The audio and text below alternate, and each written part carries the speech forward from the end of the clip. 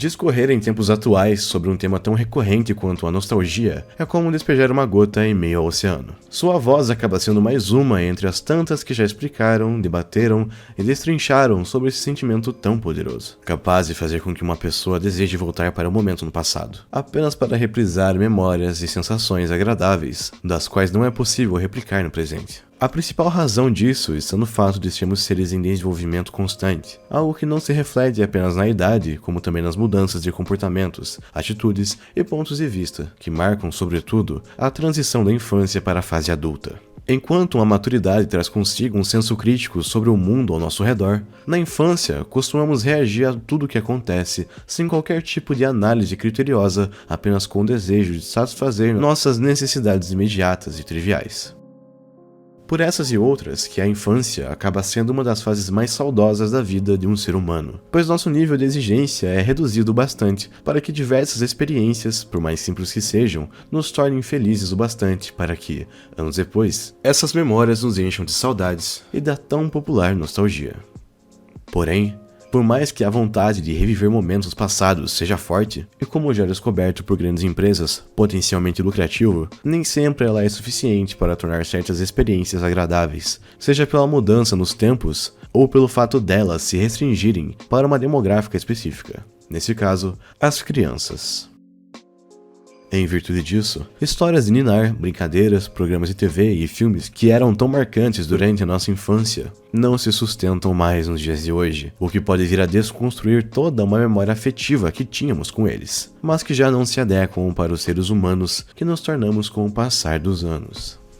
Exemplos desse fenômeno são inúmeros, mas um que se destaca entre a geração atual de adultos que teve a sua infância durante os anos 90 e início dos anos 2000 foi um singelo e simpático longa-metragem que continua a ser reprisado no já icônico quadro da Sessão da Tarde, Os Batutinhas, tradução brasileira de The Little Rascals.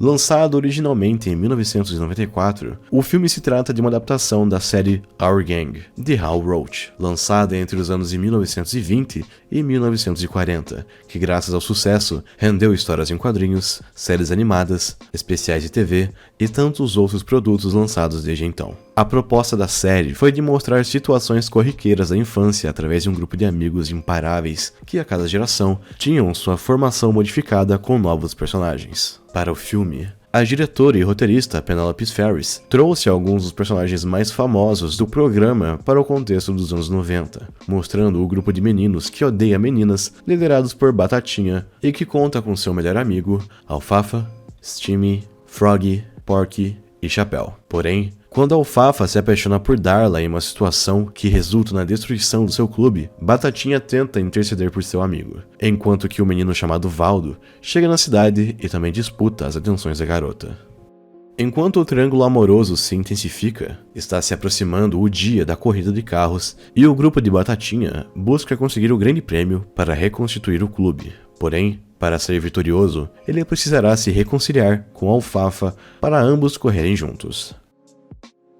Assistir esse filme quando se tem a mesma idade dos personagens centrais é certamente uma experiência agradável, divertida e bem-humorada. Os personagens são carismáticos, há diversas piadas e situações inusitadas para manter a atenção do público adulto, e a cena final de corrida é genuinamente empolgante e divertida, ainda mais levando em conta o tom cartunesco e despretensioso típico de desenhos animados que está presente em todo o filme. No entanto, para o público mais adulto, com um senso crítico sobre o cinema, é inevitável notar certos problemas que acabam afetando e muito a experiência com o filme.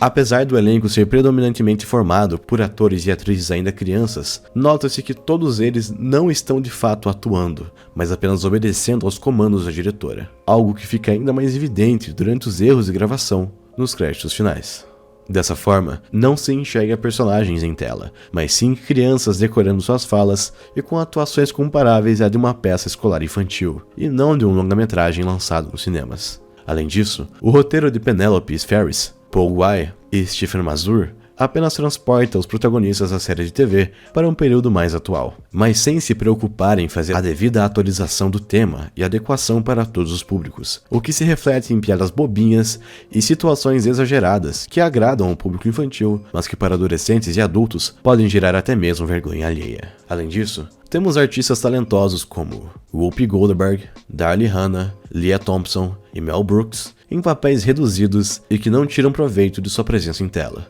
e uma trilha sonora de William Ross que, apesar do tema ser marcante, acaba se tornando cansativo em virtude da repetição excessiva. Todos esses fatores acabam tornando Os Batutinhas não um produto de seu tempo, mas sim um produto de sua faixa etária. Trata-se de uma obra que priorizou o público que desejava alcançar, tornando-se assim uma opção de entretenimento agradável para crianças, mas não para as demais idades. Pode-se argumentar que, dentro dessa proposta, o filme não pode ser julgado sob olhares mais críticos, visto que sua intenção é apenas divertir crianças pequenas, e nada mais.